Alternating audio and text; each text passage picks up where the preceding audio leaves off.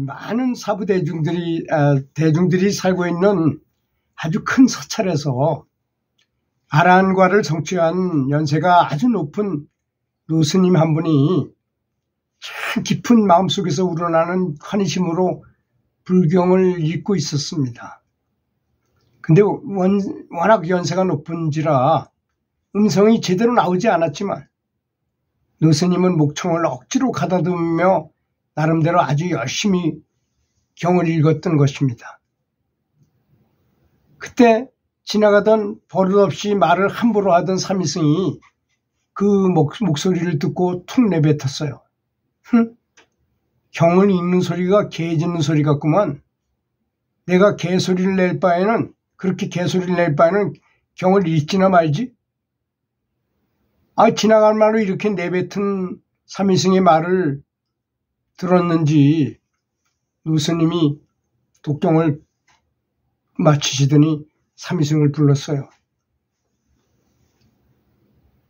야, 큰일 났다, 삼이야. 내가 조금 전에 지은 구업 때문에 지옥에 떨어지는 과보를 얻게 되었다. 빨리 참여하고 지옥고를 면하도록 하여라.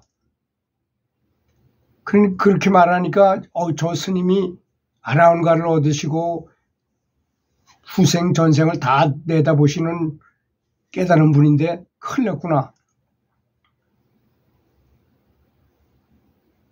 삼이가 깜짝 놀라서 되물었어요. 예? 내가 한 악담의 죄가 가볍지 않고 이 신성한 독경의식을 비방한 죄는 더욱더 크도다. 더욱이 너는 아란이 경을 읽는 것을 비방했으니 내가 그렇게 하는 게 아니라 우주의식이 죽으면 곧바로 지옥에 떨어져 고통받게 된다. 그래서 내가 너한테 얘기해 주는 것이다. 그러니 어서 참여해라.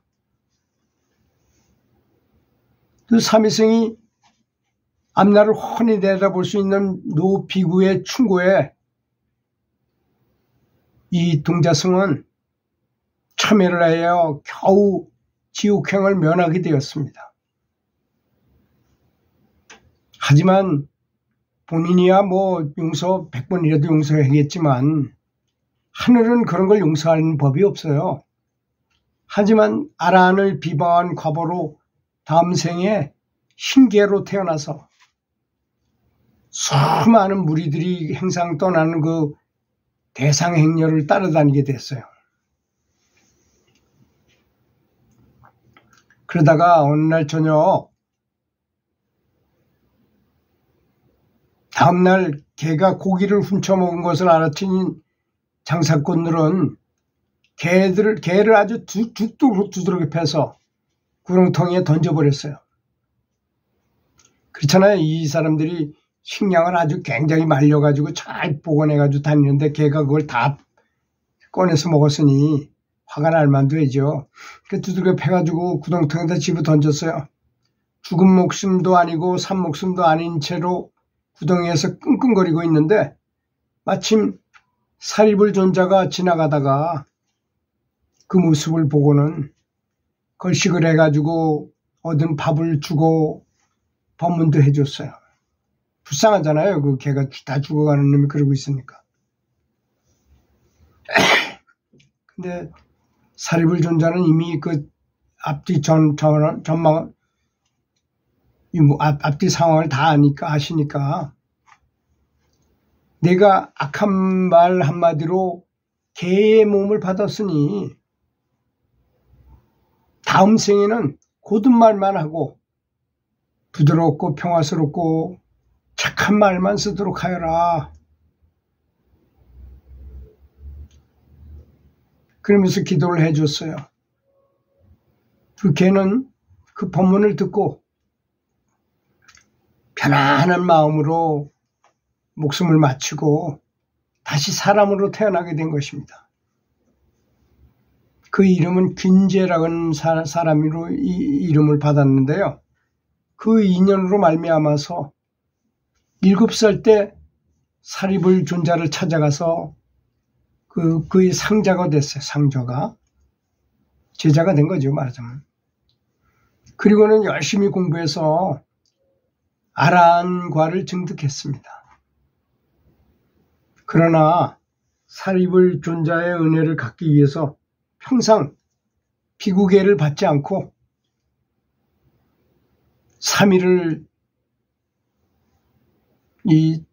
사리불 존자를 따라다니면서 평생 시봉, 시자 노릇을 했다는 거죠. 했다는 것입니다.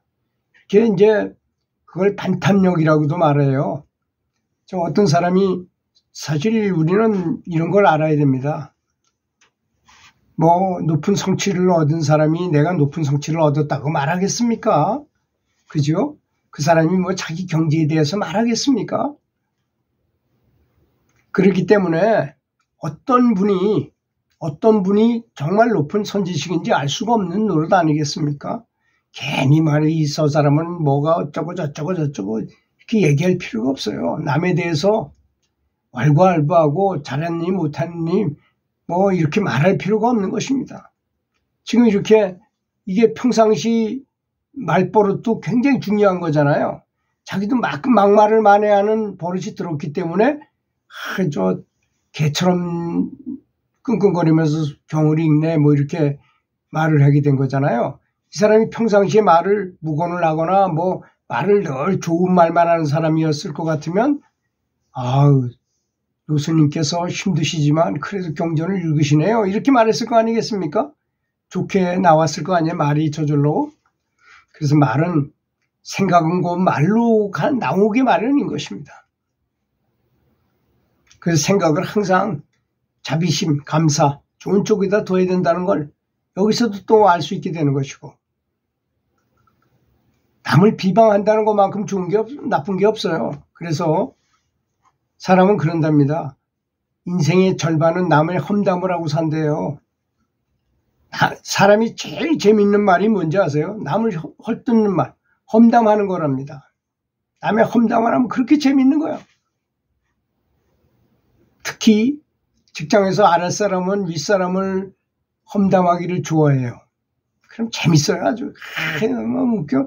흉내까지 내가면서 막 그러지만 그것이 죄가 되는지를 모르고 있는 것입니다. 우리는 계율을 하면 불살생 이런 말을 하니까 반드시 뭘 죽이거나 고기를 먹거나 이런 것만 죄라고 알고 있어요. 말로 지은 죄, 말로 다른 사람을 멸시한 것, 다른 사람을 왕따시키고 괴롭히고 힘들게 하고 명령 내리고 이런 것도 바로 살생이라는 걸 아셔야 됩니다. 꼭 채식만 해가지고 대단하다고 생각하지만 전혀 그렇지 않다는 점을 알아야 돼요. 채식의 개념을 좀 확대해서 생각을 하는 버릇을 들여야 된다고 생각합니다. 그러면 이게 사람의 마음이 부처님 말씀처럼 선한 생각을 많이 하는 사람은 말을 해도 절대로 선한 말밖에 나오질 않아요. 또 수행자는 좋은 생각, 좋은 말, 좋은 행동을 하지 않고 연불 수행을 한다면 무슨 진보가 있겠습니까? 어떤 분이 그러더라고요. 오랫동안 연불했지만 아무런 체험이 있는 사람도 못 봤고 본인도 하나도 없다고. 그건 다 원인은 어디 있을까요? 자신한테 있는 것입니다. 꼼꼼히 자신을 잘 분석해 보면 왜 그런지를 알게 될 것입니다. 우리는 이렇게 스승들의 선지식들의 가르침을 제대로 받지 않으면요, 이렇게 현대사회를 살아가면서 뭐가 죄인지도 모르고 죄를 많이 짓게 돼요. 예를 들어서 내가 식사를 나가서 갈비탕을 먹었다든지 또는 닭도리탕을 먹었다든지 삼계탕을 먹었다든지 이렇게 하면 계속 육식을 하는 거잖아요. 그걸 그냥 당연시해요. 그냥 우리 사회는 한 번도 교육받아온 바가 없기 때문에. 그렇지만 수행자라면 그것이 굉장한 과보로 돌아온다는 것도 알아야 된다는 것입니다. 나는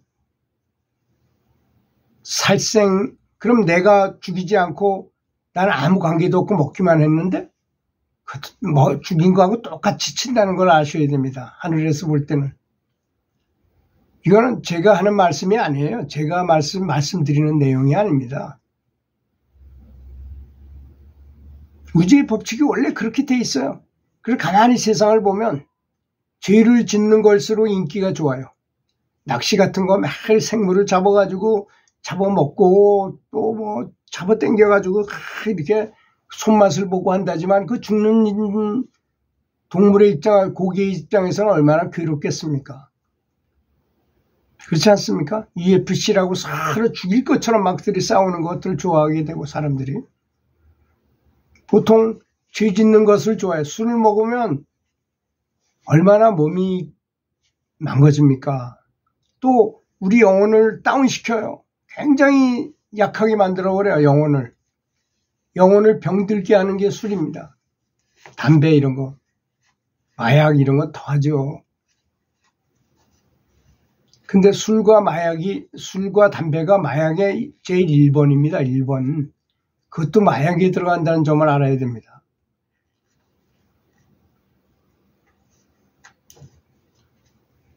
그래서 우리는